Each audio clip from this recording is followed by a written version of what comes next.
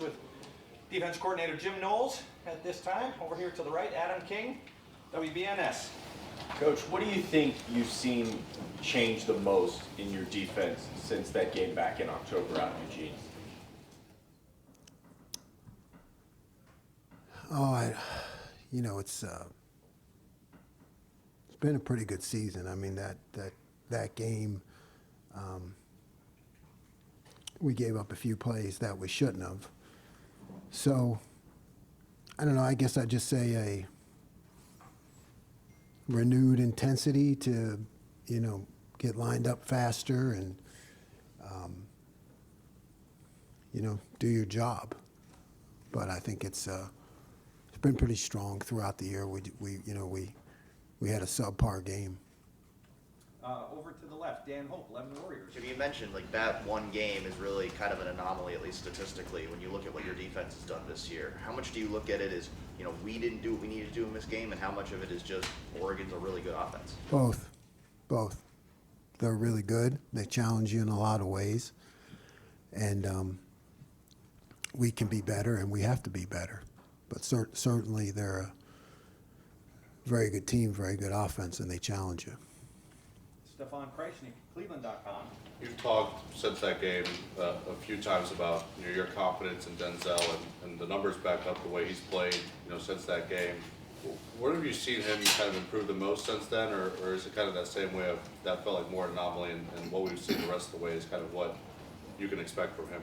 Yeah, he's steady. He's a great player, great person. That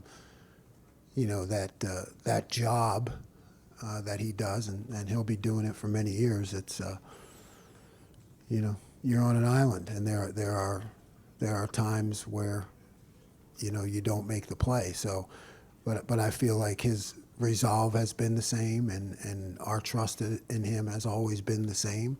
So, we all learn how to handle ourselves in times of adversity, and he's a guy that's always going to bounce back. Pat Murphy, 24/7 Sports. You were talking about Oregon's offense in that game, but as you've watched them since then, do you see differences? Do you see things that maybe you didn't see in that first game that will be maybe more relevant for this one? Yeah, you're always going to see things. You can see how they attacked us and how they attacked other teams for the remainder of the season. So yeah, you're always going to pick up things. That's the job of a coach. But they've been pretty steady. They've been really good the entire year. Tony Gergman, Buckeye Huddle. Jim, is there any downside or just, you've already played Oregon, and for a defensive coordinator, is there any part of that is a burden in already having played this team and they've seen what you've done? Or is it all beneficial to have already played them? It's all beneficial, and it's all a burden. You know what I mean? It's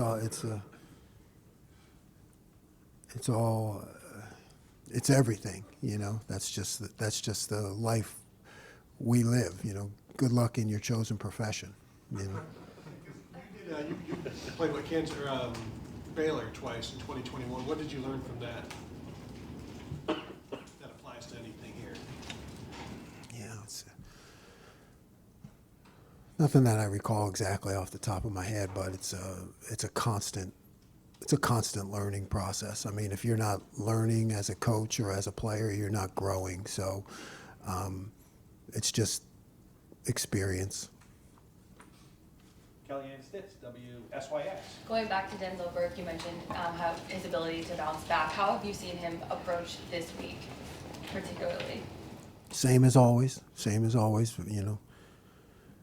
Professional, resolved, competitive. Denzel's always been the same. He's always competing, and no matter who we're playing, he's trying to get better. Jeremy Birmingham, the podcast. Jim, I know the statistical output of that Oregon game in October is an anomaly for sure on the season, but it was sort of an inflection point, it seemed, at least from the outside looking in, on some structural things within the defense. How confident are you that it's fixed based on the fact that in the last 7 games, you really haven't played someone that would be equivalent to what Oregon can do offensively. Yeah.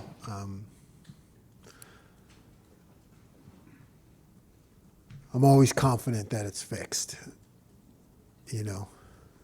And then, of course, you know, you always stay up at night concerned about other things, you know. So it's a process. Obviously, we have to go out there and do it. You know, it's every game day is a test. You know, it's a test. Every game day is a test. So no matter what is done previously, you know, you don't get any credit for that. You got to go out there and prove yourself. Dylan Davis, Delaware Gazette. Edric's a guy, obviously, who's playing more and more. What did you see from him when he arrived on campus that led you to believe he could play early on at this point? And what have you seen from him now compared to where he was when he did get on campus? Yeah, he's got great strength and competitiveness. You know, he's one of those guys who comes in early and things don't seem too big for him. You know, a lot of guys need that transition time. He's a guy that, you know, he'll make mistakes, but he'll learn from them, and he really lets it roll off his back, and that's what you need in order to play early at this level. You got to keep your fire, you got to keep your intensity, and you got to know you're going to make mistakes, you know, and not let them get you down. I think that can hamper a lot of young guys early because you're going to make mistakes. But Edric is a guy who's got great personality and great energy, and he just keeps going. Dom Taveri, WBNS. Jim, you have said that you have great confidence in your defense. What gives you the confidence? What's the room like? Do you see a edge with your guys? Yeah, there's an edge. There's veterans. You know, I think that always gives you confidence when you have veterans. There's no panic. You know,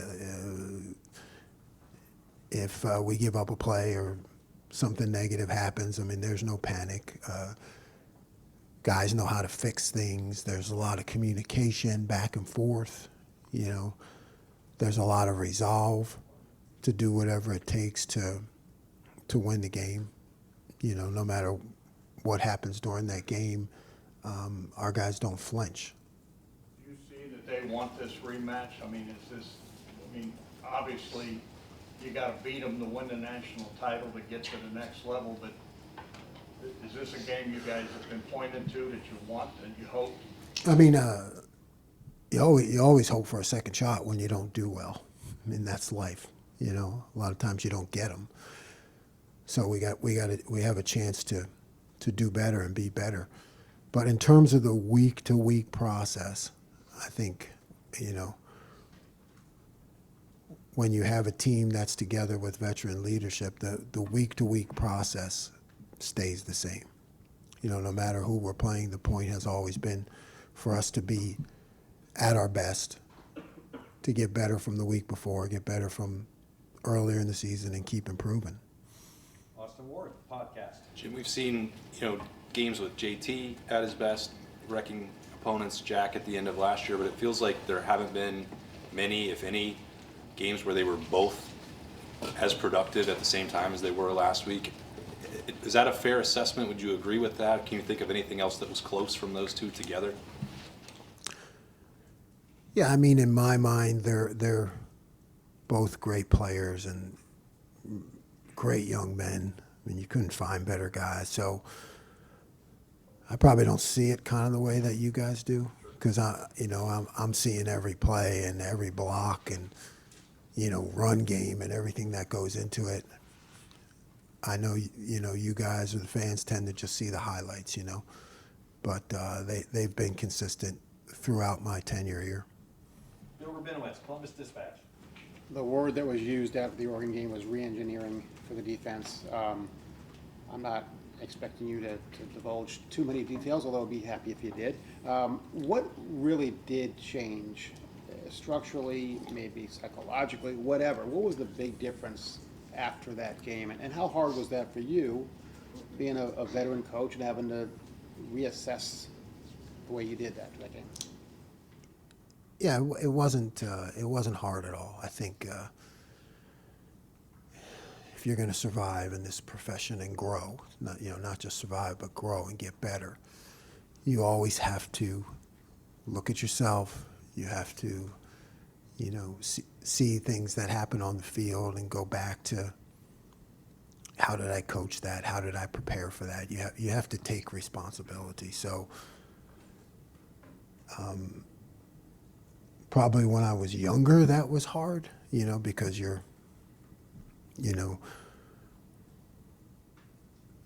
take it personally. I think now my job is to not be emotional about it. My job is to fix it. That's my job. So you got to evaluate it, and you can't blame the players. I think that's the biggest thing. You have to go back to how you're coaching and your process. So in terms of the changes,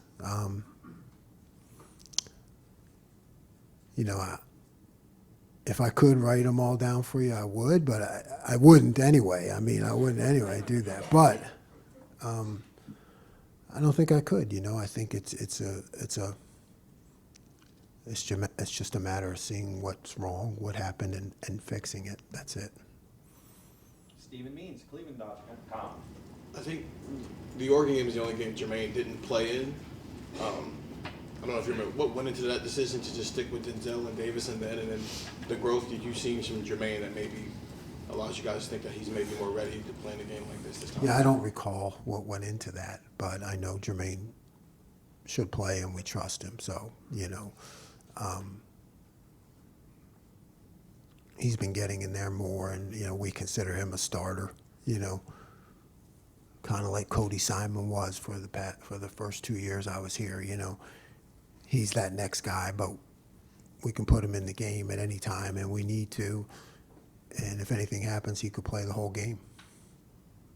All right, we're going to pause the live portion of this press conference and go to the World Wide Web.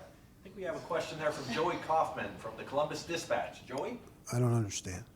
We're on a Zoom call as well. Oh, it's my bad. It'll explain things to you. Hi, Jim. I'm still live. Just remote. Where are you? Burbank, California. But hey, wanted to ask about Dylan Gabriel and his ability to avoid sacks is good, and his ability to kind of avoid pressures turning into sacks. What do you remember about that first match with him? It makes him tough in that area, and just how confident do you feel about your pass rush being able to get home in those situations now versus where it was in October? He's really good at that, so whether it was our game or any game, you have to have a plan for that. And, we're going to have a plan for it. But,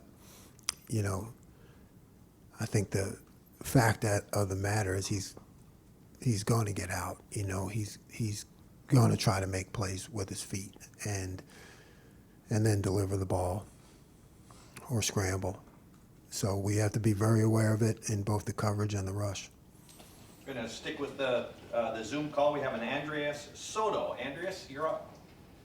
How you doing, Coach? I'm Andres Soto from the LA Times. JT has really been one of your anchors defensively along that D-line. What does he do that helps set the tone for you guys up front? JT does everything. You couldn't ask for a better player in terms of the combination of skills that he has, both in the run game, the pass game, and in making outstanding plays. So he does it all, and he does it with a very consistent demeanor and leadership skills, and everybody looks up to him, including me. He's just an all-around great player and a great person. We'll go now to Cameron Teague Robinson from The Athletic. Cameron? Hey, Jim, I know Oregon's offense is a little different than some of the ones that you guys have played this year, but I mean, both Indiana and Tennessee this year have been pretty explosive in the pass game, and you guys were able to slow them down. You haven't given up a lot of explosives since that game. What do you think's changed for you all, or is it just a mix of pressures and everything kind of working at once?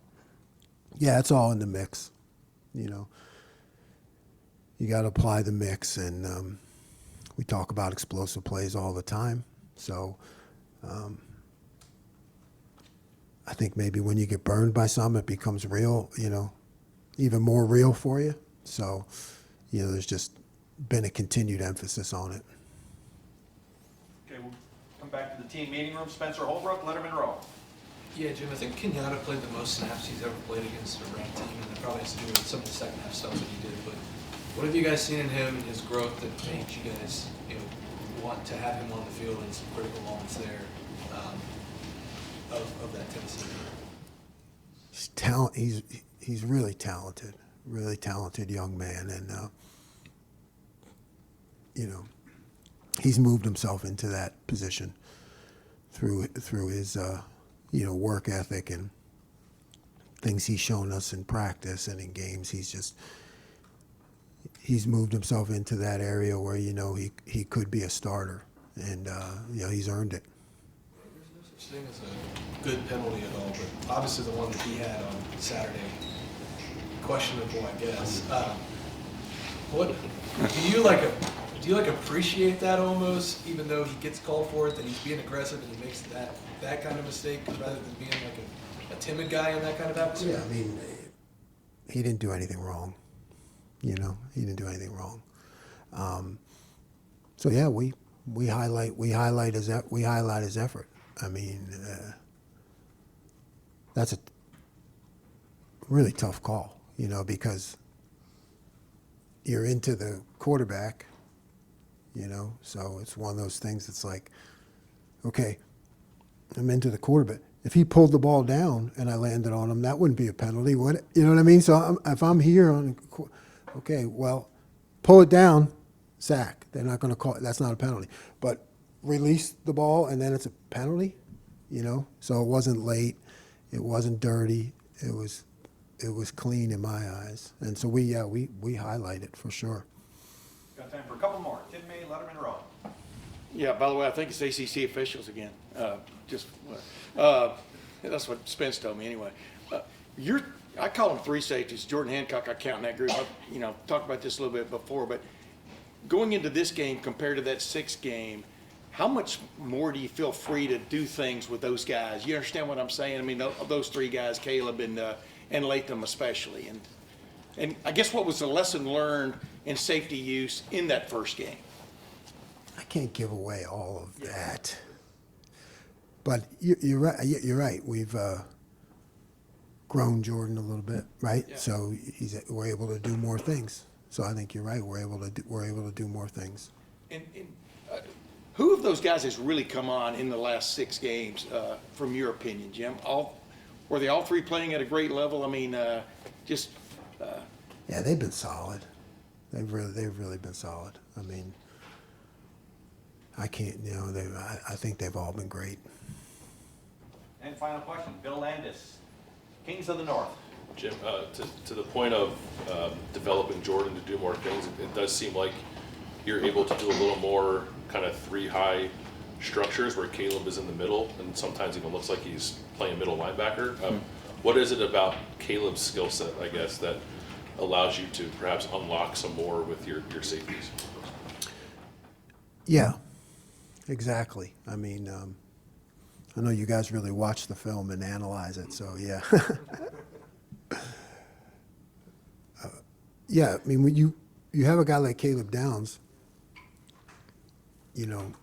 a lot of times you don't want to get him removed from a position to make plays, right? Because Caleb is a guy who can track the run and play the pass. So in that kind of setup, you kind of keep him closer to the action, and he's a guy that we need to make plays, and he can in the run and the pass game. I guess what got you to the point where you sort of evolved to doing more of that? this year. I don't know that we saw a whole lot of the first half of the season. Yeah. You know, again, looking at how we can do things better. You know, I've done it in the past, you know, so just wanting to get him involved more too. You know, he's a guy, like I said, who can make a lot of plays and make a lot of things right. He can make a lot of people right. So you think about how to get him involved more, and that's one of the ways to do it. Coach, thank you very much.